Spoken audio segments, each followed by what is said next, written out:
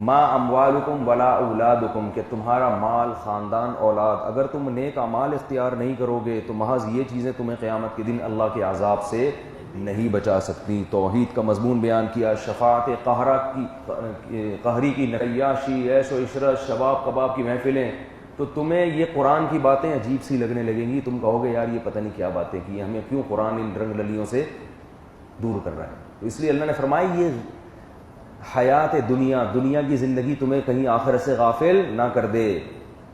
شاعر نے کہا ہے رنگ رلیوں پہ زمانے کی نہ جانا اے دل، یہ خزاں ہے جو بانداز بہار آئی ہے۔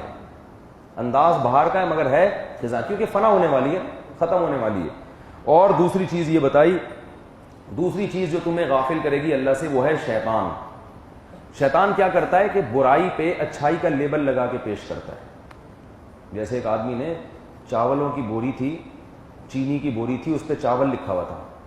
لوگوں نے پوچھا بھائی بوری چینی کی ہے، چاول کیوں لکھا ہے؟ کہتا ہے مکھیوں کو دھوکہ دینے کے لیے بھائی، تاکہ مکھیاں اس پہ نہ بیٹھے۔ تو یہی کام کرتا ہے شیطان، بہت ہی گندا برا عمل ہوتا ہے، اس کو بڑا مزین، جیسے شرابی کو کیا بتائے گا شیطان کہ اس سے ریلیکس ہو جاتا ہے انسان، شراب سے کیا ہوتا ہے؟ ریلیکس ہو جاتا ہے، ذہنی ٹینشن سے نجات ملتی ہے۔ ایسے اچھے اچھے لیول، ہیروئن کیوں پیتے ہیں یار؟ اس سے غم بھول جاتا ہے انسان اور اس سے بڑا ریلیکس ہو جاتا ہے۔ دیکھو نا کیسے بیٹھے ہوئے ہیں، یہ پائپ کے منہ میں اور پائپ ان کے منہ میں، یہ برساتی نالے کے اندر بیٹھے ہوئے ہیں پائپ کے اندر، اور منہ کے اندر بھی کیا ہے؟ پائپ ہے۔ تو یہ لک بغیر ہیروئن اور چرس کے نہیں آئے گا۔ تو ایسے لیول لگا کے نا زنا کو بھی حلال، کہ بھائی یہ ڈپریشن ہے اور کیا کروں، نکاح کا موقع نہیں مل رہا ہے، شادی ایکچولی اتنا مشکل کام ہو گیا ہے، تو اگر زنا کر لیا توبہ کر لیں گے بعد میں۔ یہ توبہ کے بہانے سے بھی کیا کراتا ہے؟ توبہ کی نیت سے گناہ کرنا ایسے ہے۔ حضرت حکیم اختر صاحب رحمہ اللہ تعالیٰ بڑی پیاری مثال دیتے تھے کہ جیسے کوئی اپنے آپ کو زخمی کرے اس نیت سے کہ علاج کر لوں گا، تو کوئی بیوقوف ہوگا جو اپنے آپ کو بیمار کرے اس نیت سے کہ میں علاج کر لوں گا؟ بھائی وہ تو ہو گیا تو پھر علاج ہے۔ ایسے ہی اللہ نہ کرے کہیں شیطان نے ورغلا کے گناہ کروا دیا تو پھر توبہ ہے۔ توبہ کی نیت سے گناہ کرنا یہ بہت بڑی حماقت اور بیوقوفی ہے۔ تو اللہ بتا رہے ہیں کہ شیطان تمہیں آخرت سے غافل کر کے گناہوں میں ڈال دے گا، اس سے ہوشیار رہو۔ اس کے جو لیبل ہے نا، عنوان، اس سے متاثر نہ ہو۔ یوٹیوب پہ بعض دفعہ عنوان کچھ ہوتا ہے، آگے کچھ اندر وہ موضوع ہوتا ہی نہیں۔ فلاں نے اس سے ملاقات ہوئی، صرف اپنے ویورز بڑھانے کے لیے، آگے جا کے دیکھو تو ایک دوسرے کی مخالفت میں بیان آ رہا ہوتا ہے۔ تو یہ شیطان بھی ایسا کرتا ہے، لیبل اچھے لگا کے زنا پہ اور یہ سب چیزوں پہ، حرام کھانے پر، یار غربت ہے، مہنگائی ہے، رشوت کے بغیر تو گزارا ہو نہیں سکتا، سبھی لوٹ رہے ہیں تو ہم نے لوٹ لیا تو کیا ہو گیا۔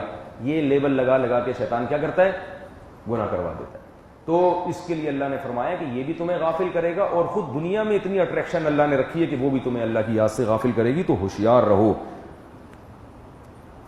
اور اس میں اللہ نے یہ بھی بیان کیا کہ تم اللہ کے سوا جن معبودوں کو پکارتے ہو، ما یملکون من قطمیر، وہ کھجور کی گٹھلی پہ جو چھلکا ہوتا ہے نا، اس کے بھی مالک نہیں ہے، ایسے کسی چیز کے مالک نہیں ہے۔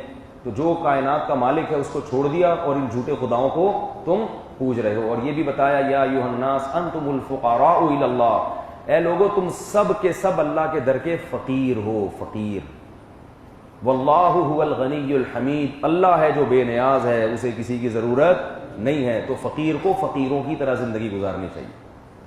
ایک فقیر سیٹھ صاحب کے پاس آئے اور ایسے یوں کر کے نا شو مارنے لگے، تو سیٹھ اس کو چندہ دے گا، بھیک دے گا؟ بولے گا یار تمہارا تو اسٹائل ہی سیٹھوں والا ہے، تم تو مجھ سے بھی زیادہ مالدار لگ رہے۔ تو ہم دنیا میں ایسے اکڑ کے رہتے ہیں گویا ہم معاذ اللہ اس کائنات کے بادشاہ ہیں۔ تو تواضع کے ساتھ رہنا چاہیے اللہ کے سامنے، ایسے جیسے ہم کچھ بھی نہیں ہے۔ ایک نوجوان آیا جس نے آ کے ان کو سمجھایا کہ اے میری قوم تم ان پر ایمان لے کر آؤ جیسے میں ایمان لایا ہوں۔ یہ اپنی دعوت پہ کوئی مطالبہ نہیں کرتے، کوئی لالچ نہیں ہے، اور یہ سیدھا راستہ تمہیں بتا رہے ہیں۔ وما لی الا اعبد الذی فطرنی والیہ ترجعون، جس رب نے مجھے پیدا کیا اس کی طرف دعوت دے رہے ہیں، تو میں کیوں اس کی دعوت کو قبول نہ کروں؟ لیکن قوم نے اس نوجوان کو قتل کر دیا۔ قرآن کہہ رہے جیسے ہی قتل کیا تو اللہ نے اس سے کہا قیل ادخل الجنہ، جنت میں داخل ہو جا۔ ادھر شہید ہوا اور ادھر حقیقی جنت تو آخرت میں ہے، یہ برزخ کی ہے۔ قبر کا عذاب کے لیے قبر میں جانا ضروری نہیں ہے، اور قبر کے ثواب کے لیے بھی قبر میں جانا ضروری نہیں ہے۔ انسان جس حال میں پھینکا جائے نا، وہیں روح کو اس جسم کے ایک خاص تعلق کے ساتھ عذاب بھی شروع ہو جاتا ہے اور ثواب بھی۔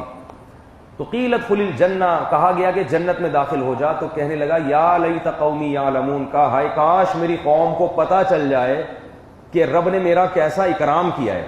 لوگ سمجھ رہے ہیں کہ انہوں نے میری گردن اڑا کے ظلم کیا، ٹھیک ہے ظلم دنیا کے لحاظ سے کیا، لیکن کاش میری قوم یہ جنت کے نظارے دیکھ لے تو سب ایمان لے آئیں گے، کیونکہ تھوڑا سا فاصلہ ہے برزخ میں اور دنیا میں. ادھر روح نکلی، ادھر وہ ساری چیزیں نظر آنا شروع ہو جائیں گی جو انبیاء جس کا وعدہ کرتے تھے، مگر وہاں سے ریورس نہیں ہو سکتے. اللہ نے ایسا پردہ ڈال دیا ہے نا. دیکھو اللہ تعالیٰ اگر ہمیں یوں کہتے کہ تھوڑا سا مر کے دیکھو پھر زندہ ہو جاؤ، تو ہم سارے نیک پرہیزگار ہوتے، ہم جھانک کے دیکھ لیتے مرنے کے بعد ہوتا کیا ہے، اور ایک دم بالکل فٹ فاٹ واہ بھی واہ. لیکن معاملہ ایسا ہے کہ ادھر گئے تو ادھر نہیں، ادھر ہے تو ادھر نہیں. یہ غیب ہے اور یہی آزمائش ہے. دنیا غیب میں نہیں ہے، دنیا ہمارے